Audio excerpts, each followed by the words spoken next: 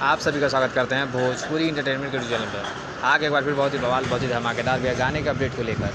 जो गाना है भैया भोजपुरी के ट्रेंडिंग स्टार हिट मशीन कहे जाने वाले मिस्टर खेसारी लाल यादव जी का एक बहुत ही शानदार, बहुत ही लाजवाब होली गाने के भैया पोस्टर को कर दिया गया है रिलीज़।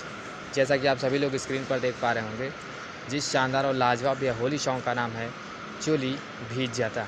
बात की जब इस शानदार और लाजवाब गाने की, तो इस गाने को भैया गाया है भोजपुरी के trending star hit machine mister Khesari Lal Yadav ji ने। मगर भैया इस गाने में उनका साथ दिया है शिल्पी राज जी ने। मगर भैया इस बेहतरीन और लाजवाब गाने में भैया आप सभी को फीचरिंग करते हुए नजर आ जाएंगी प्रिया रघुवंशी जी। तो इस शानदार और लाजवाब गाने को भैया कल सुबह 6 बजे IVY भोजपुरी के ऑफिशियल चैनल पर रिलीज़ किया जाएगा।